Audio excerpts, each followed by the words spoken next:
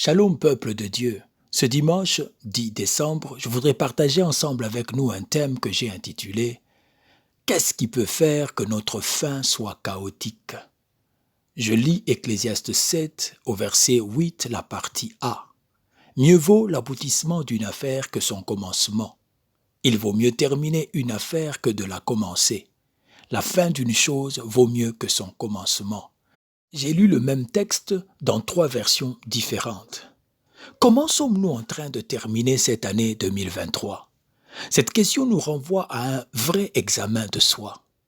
Nous examinons ce que nous avons été pour Dieu, fidèles, loyal, ce que nous avons fait pour lui dans notre service chrétien, la manière dont nous nous sommes conformés à lui, preuve de notre soumission, la manière dont nous nous sommes conformés à sa parole, preuve de notre amour, afin que lui seul nous sanctionne ou nous attribue une cote maintenant que nous sommes à la fin de l'année.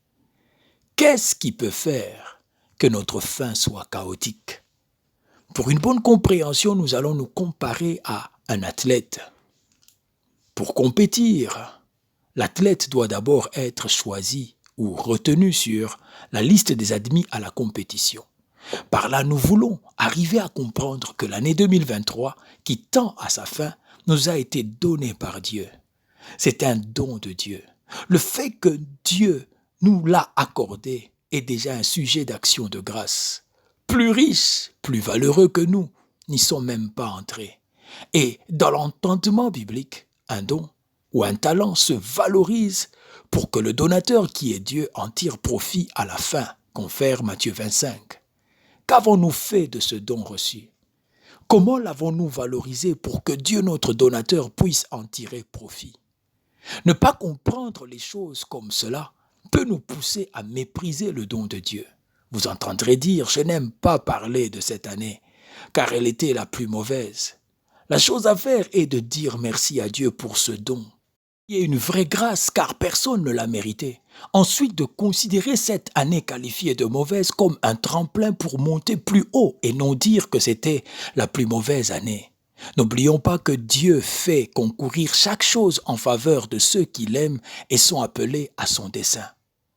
Une fois maintenant sélectionné, tout athlète est prêt à mouiller le maillot pour défendre l'honneur de sa patrie. Pour ça, il se motive, s'encourage, pour se donner les moyens de finir la course. Ensuite, il faut commencer. Il n'y a aucune manière de gagner une course si tu ne cours pas. Gagner la course exige que tu fasses la course. Nous gagnons quand nous commençons à oser, quand on est audacieux, quand on affronte. Il est impossible d'être victorieux sans rien faire. Malheureusement pour certains, commencer la vie chrétienne, c'est s'arrêter juste au baptême et parfois aux affermissements. Et puis c'est tout. Trop peu de chrétiens sont impliqués dans la vie chrétienne. 80% des choses de l'Église ne sont faites qu'avec 20% des gens. Quelle note pensons-nous que Dieu nous donnera à la fin de cette année quand on regarde les choses de Dieu de loin? La note de Dieu n'a rien à voir avec ce que nous appelons nous réussite. Maintenant, une fois commencé, nous devons compétir en suivant les règles établies par les organisateurs. Pour notre cas, il s'agit de Dieu. Nous devons savoir que le trajet de notre course de 2023 a été décidé par Dieu, car Dieu a préparé en avance des œuvres que nous devons pratiquer en Jésus-Christ. Éphésiens 2 au verset 10.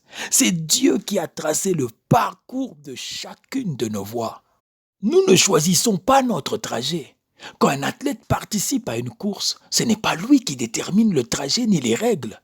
C'est Dieu qui a établi le tracé et qui a fixé les règles. C'est aussi lui seul qui devra nous attribuer une note ou une cote.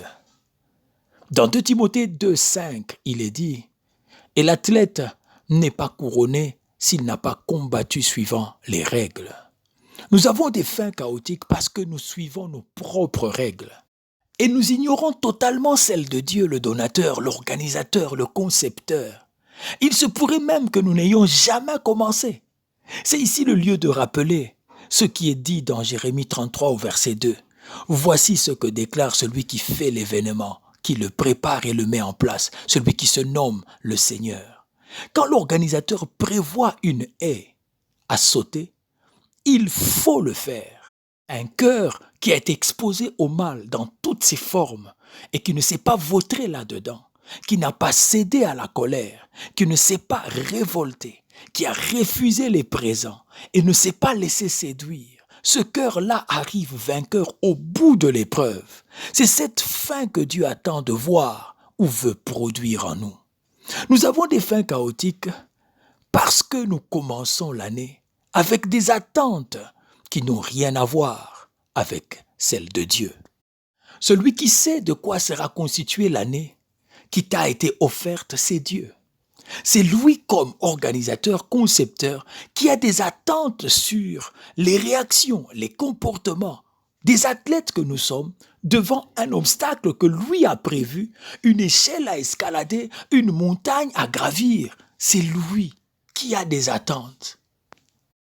Nos attentes seront couronnées si et seulement si elles rencontrent les attentes de Dieu, sans quoi nous serons confrontés à la non-réalisation de nos projections, car seuls les desseins de Dieu s'accomplissent. Et la conséquence sera, je n'ai pas vu ce que je voulais voir, c'est pourquoi je me suis lâché. Faut-il voir ce que Dieu, l'organisateur, a prévu ou ce que nous sommes imaginés? Nous avons encore des fins chaotiques à cause de notre propre estimation du temps, de l'exaucement ou de l'accomplissement. Et ceci toujours en rapport avec nos attentes personnelles. Et une fois que nous touchons le mois de décembre, les cœurs se laissent gagner par le découragement. À une telle personne dire qu'il y a encore des jours, elle dira que non, c'est fini, c'est trop tard, j'ai déjà perdu. Alors que se conformer n'est jamais tard, faire le bien n'est jamais mauvais. Sais-tu ce que peut enfanter un jour? Combien se réjouissent aujourd'hui parce que leur cause a été mise sur la table avant que l'année ne se termine? Retiens que Dieu peut encore te surprendre. Balaye ce découragement, confie-toi à Dieu et continue de t'attendre à lui. Ésaïe 40 au verset 31 dit « Mais ceux qui se confient en l'Éternel renouvellent leur force. Ils prennent le vol comme les aigles, ils courent et ne se lassent point, ils marchent et ne se fatiguent point. » Nous expérimentons des fins chaotiques dans le service parce que nous nous trompons dans la notion de priorité. Nous disons à Dieu, Seigneur, si tu me fais voir le miracle dans mes attentes, je te servirai comme jamais avant. Ou encore, nous disons, je te donnerai le meilleur si tu fais pour moi ceci ou cela. Est-ce que notre service peut être entouré d'un chantage? Il nous faut offrir à Dieu notre meilleur service, non pas à cause de ce qu'il fait ou fera pour nous, mais à cause de ce qu'il est pour nous. D'ailleurs, la chose à faire pour une telle personne est de servir Dieu comme si tu l'avais déjà eu, ton miracle, comme l'ayant déjà touché. Mais qu'est-ce que nous voyons? Estimant que Dieu n'a pas satisfait à notre demande, nous ne lui donnons pas le meilleur.